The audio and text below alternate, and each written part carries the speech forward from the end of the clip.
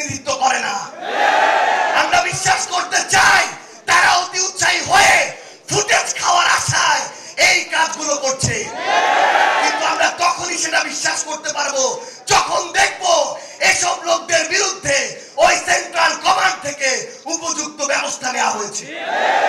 সেদিন আমি একটি লেখা লিখেছিলাম, লেখার দুইটা পার্ট ছিল, কারণ ঘটনা দুইটা ছিল। আমাদের একজন সাংবাদিক ভাইকে বিএনপির ওইখানকার স্থানীয় একজন কর্মী আহত করেছে, এটা ছিল প্রথম প্যারা, যেটা সত্য। দ্বিতীয় প্যারা ছিল স্থানীয় একজন, আমি লিখেছিলাম চাঁদাবাজ সন্ত্রাসী, আমি স্পষ্ট করে লিখেছিলাম চাঁদাবাজ সন্ত্রাসী আমার আরেকজন সাংবাদিক ভাই তুহিনকে গলা কেটে হত্যা করেছিল। যখন আমি কয়েক ঘন্টা পরে দেখলাম ওই লোকটি চাঁদাবাজ সন্ত্রাসী নয়, ছিনতাইকারী সন্ত্রাসী, তখন আমি সেটি ঠিক করে দিয়ে লিখেছিলাম ছিনতাইকারী সন্ত্রাসী।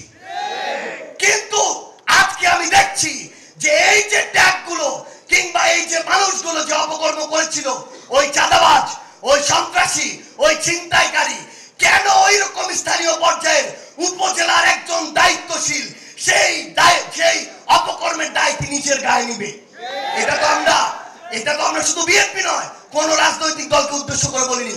আমরা মনে করি যে কোনো একটি অপকর্ম করে তার সবচেয়ে বড় পরিচয় সে অপকর্মকারী, এবং আমরা চাই দলমত নির্বিশেষে সে যদি এনসিপির হয়, সে যদি যুব শক্তির হয়, তার বিরুদ্ধেও আমরা আমাদের কণ্ঠস্বর উঁচু করব।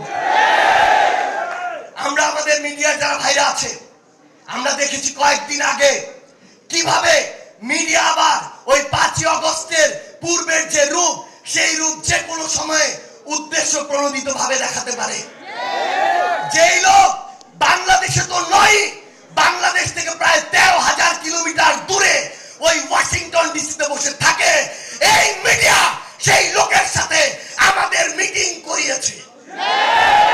এই মিডিয়া আমাদের সাথে সেই লোকের একসাথে নাস্তা করিয়েছে।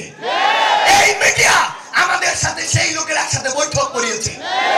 আমরা দেখি 3 বার ব্রেকিং ব্রেকিং ব্রেকিং দিয়ে ওই চ্যানেল 1, এই চ্যানেল 1 থেকে প্রথম এই প্রোপাগান্ডা পুরা বাংলাদেশকে, পুরা পৃথিবীকে গেলানো হয়েছে।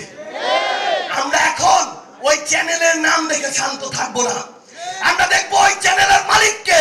আমরা দেখেছি ওই চ্যানেল 1 এর মালিক হচ্ছে গিয়াসউদ্দিন আল মামুন।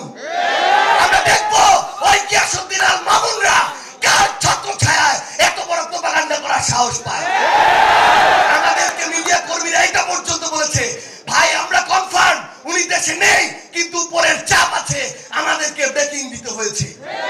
আমরা সেই সকল head of multimedia, head of news, ওই প্রডিউসার, ওই মালিকদের বলতে চাই, এই বাংলাদেশে এসব অপকর্ম করে আপনারা আর পার পাবেন না, আর আমরা ছাড় দিব না, ওই গোড়ায় গিয়ে আমরা হাত দিব। আমরা আরেকটি কথা স্পষ্ট করে বলি, আজকে নাকি সিআইডি কে তদন্তের দায়িত্ব দেওয়া হয়েছে। সিআইডি কে তদন্ত করতে বলবো, যেই লোক বাদী হয়ে এই কাজ করেছে তার আমলনামাটাও একটু যাচাই করবেন। কেঁচো ঘুরতে যদি সাপ না বের হয় তখন আমাদেরকে দায় দিবেন।